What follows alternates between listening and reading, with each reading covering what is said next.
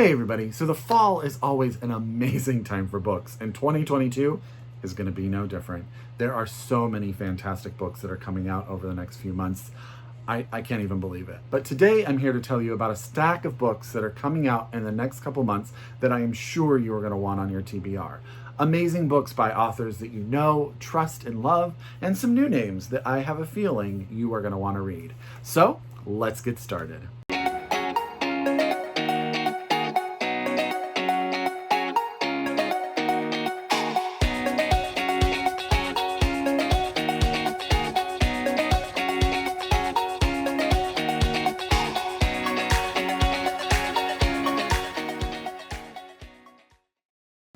Hi everybody and welcome back to my channel. It's Russell with Ink and Paper Blog. How are you all doing today?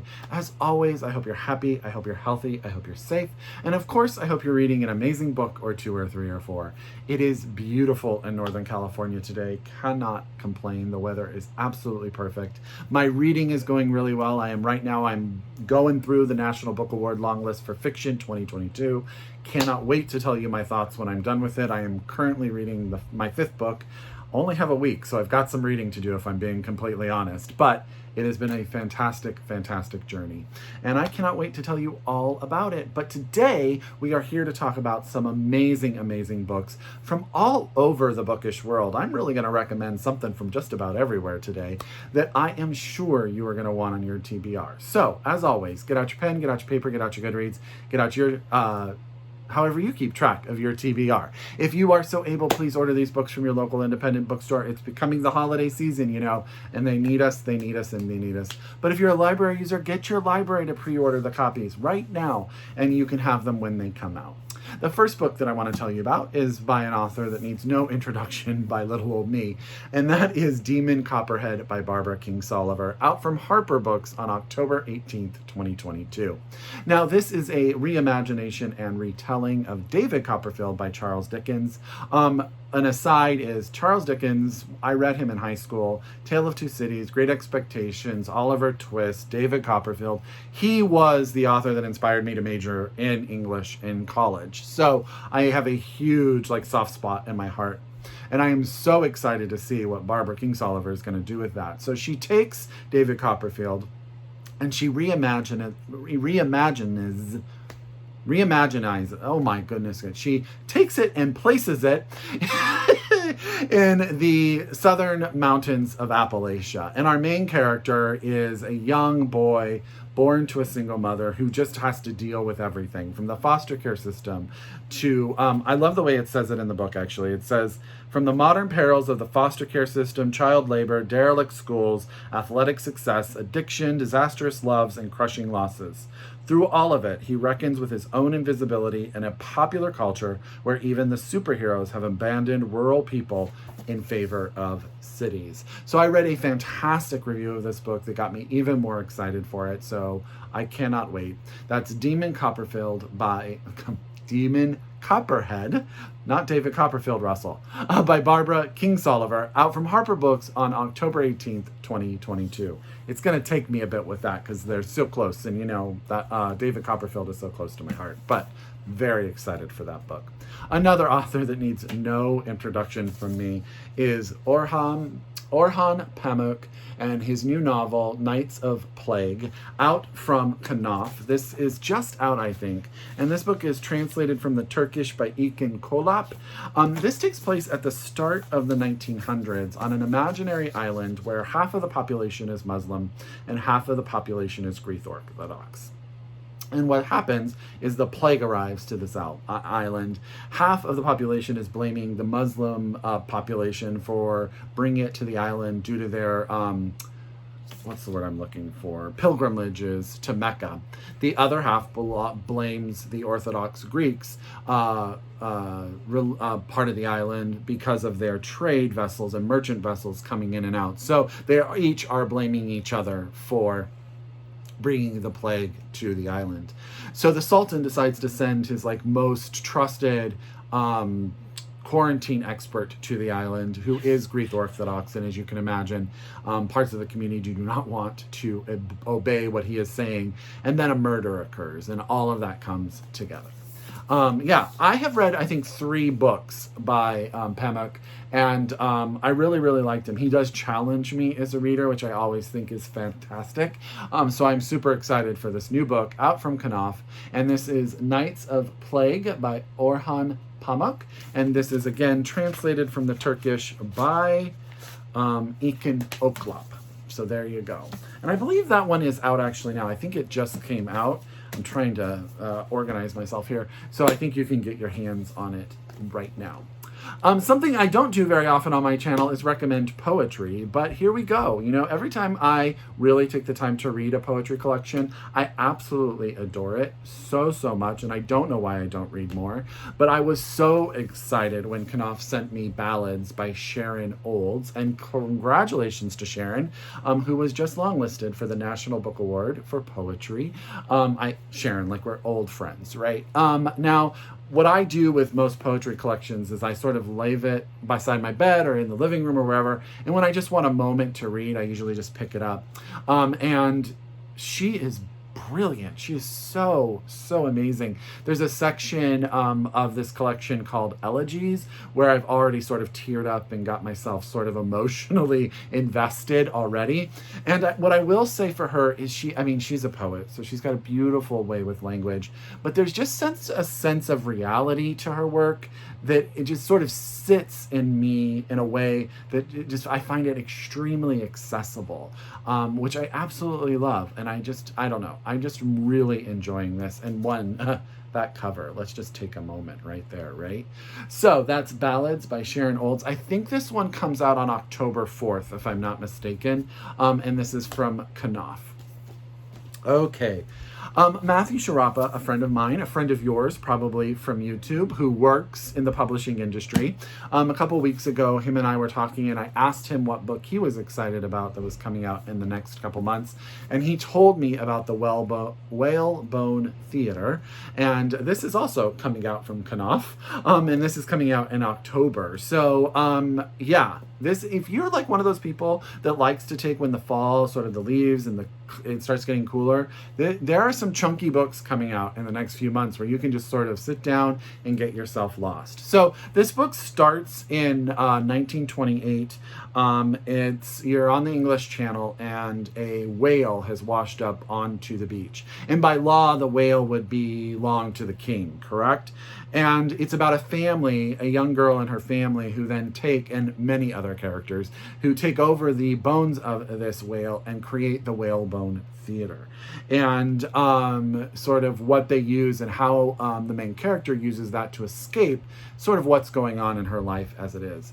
And then later on in World War II, she and one of the people that she did the theater with get pulled into World War II to be English spies, and they are go into Nazi occupied France, and it's a different type of acting, right? I think the back says it the best. It says, a more dangerous kind of play acting, it turns out, and one that threatens to tear the family apart. So that's The Whalebone Theater by Joanna Quinn. This is out in October, again, by Knopf. Knopf's sending me a lot of amazing books right now. Okay, so the next one I'm going to tell you about is a little bit more difficult because it's actually the third in a trilogy. And so I'm going to tell you about the whole trilogy, which is great because that means if you haven't read them, you can read them now. So the first 2 books, I'll put them like this. How's this? This is book 1, Tidelands, and book 2, Dark Tides by Philippa Gregory. And these are the paperback versions that are out from Washington Square Press, okay? Then the third book is Dawnlands, which is coming out from Atria, and it comes out on November 8th, 2022. So all of these books follow this family, and in the beginning, in Tidelands, is when we get introduced to them.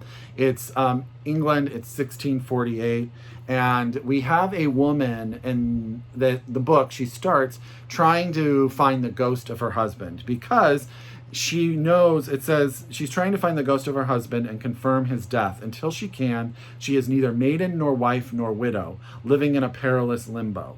Instead, she meets James, a young man on the run, and it turns out that she's leading someone, a spy, into her community and an enemy into her life. And it's all about the community, okay?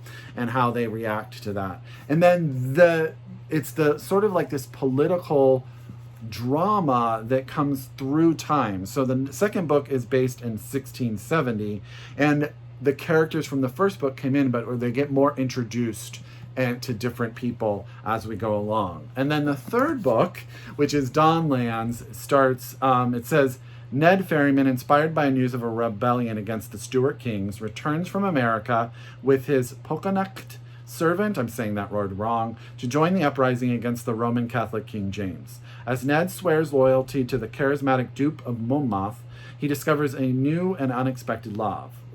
Meanwhile, Queen Mary summons her friend Livia to a terrified court.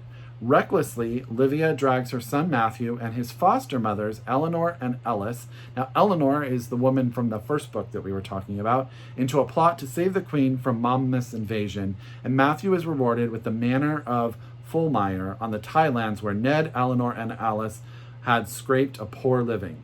Suddenly, Eleanor is a lady of the manor where she had been disgraced, as Ned marches into the last battle between the royalists and commoners, hoping for a new dawn for freedom. So Philippa Gregory is, I believe she has a PhD. Yes, a PhD from the University of Suffolk. No, her PhD is from the University of Edinburgh, right? She graduated from the University of Suffolk and received a PhD from the University of Edinburgh. And so she is a historical, I don't want to say genius, that's not right, authority. And so her books always really hold a sense of time and place and character. So here is the trilogy for you. The third book is coming out in November. That's Philippa Gregory's Tidelands, Dark Tides, and Dawnlands. The paperbacks for the first two are out by Washington Square Press, and the hardback for Dawnlands is out from Atria, and you can get your hands on all of them very, very soon. Hopefully I did an okay job of explaining that. It was a little bit all over the place there. But I started listening to the audiobook. So I read Tidelands a long time ago when it came out. So I'm like, you know what? I need to get myself back into it. Started listening to the audiobook, and it's fantastic. So if that's your means of absorbing literature, highly recommend. So go ahead, dive in, get yourself some historical fiction. Now we're going to take a turn to some science fiction with The Mountain in the Sea by Ray Nayler, and this is out from MCD by FSG. I'm having a hard time talking today, y'all. So what I love, if you know anything about my channel, I am obsessed with octopi, octopuses, whatever your plural is. We did actually a whole look at this in regards to it at a dinner that I was at the other day. So, but this is about rumors begin to spread of this like species of super intelligent, hyper intelligent octopus, and that have developed a language and a culture. And we have a young woman, Dr. Ha Nguyen, has her whole life has been about researching octopuses and all of that sort of stuff. And she winds up getting a job with the company who is sort of investigating them, who has blocked off this part of the ocean. And creating a way to communicate with these new beings that we've just been introduced to. And, but it is down, and it's like secure. It's like she's got security guards, and I believe it says somewhere, if I'm not mistaken, that like the first android is involved in this. So it's a big, big deal. But of course, there are other people who have intentions, right? Because there are people who think that these octopus are the breakthrough, or sort of like the key to a future, to a change. But no one's asking the octopuses, what they want to do. And so it becomes that sort of literary thriller, sort of sci-fi thriller thing. All I will say, if you need a better sort of introduction, is in the front of the arc, it says, "The Crazy Octopus novel has been our unofficial name for this book since the manuscript landed on my desk. Great in 2022, so it's the Great Crazy Octopus novel of 2022, are objective facts. And honestly, if you're not at least partway sold on the book already, it might not be for you." Well, I was sold, and I am super excited. And speaking of Matthew Sharapa, I believe he just did a review of this on his Instagram, so go take a look. That's The Mountain in the Sea by Ray Nayler, out from MCD. D by FSG. And this one comes out on October 4th as well. A lot of these are coming out on October 4th. Last but not least is a new book by Lucy Ives, Life is Everywhere, and this is out from Graywolf Press. Now, if you've read Lucy Ives, and I have only read her last book, Loudermilk, I believe it has Loudermilk, or The Real Poet, or The Origin of the World. That's the only one that I've read by her, and you know you're in for a trippy ride when it comes to Lucy Ives. And so this is her new book. It's Manhattan 2014. It's Unseasonably Warm Thursday in November, and Erin Adamo is locked from her apartment. So her husband has left her. She left the keys in her jacket. So she winds up going to the library at the university. I believe she's a postdoc at the university. And she's bringing with her, like in her bag, she has 2 manuscripts she's written, along with a monograph by a faculty member who's recently become embroiled in a bizarre scandal. Erin isn't sure what she's doing, but a small, mostly unconscious part of her knows within these documents is the key she's needed all along. So it's sort of like an academic investigation into self. Does that make sense? So that's Life is Everywhere by Lucy Ives. This is coming out from Graywolf Press. I believe it just came out, so I think you can get your hands on this one as we speak. So I'm not going to try to lift these because they're already sort of falling apart down here to the side. But I hope that that is an amazing stack of books, and I hope that every single one of them, all of them very different, wind up on your TBR. As always, thank you so much. If you are a return subscriber, I could not do this without you. You know how much I love you.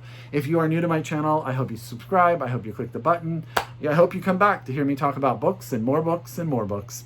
As always, I encourage you to read globally, shop locally, and until next time, I wish you happy reading. Bye, everyone.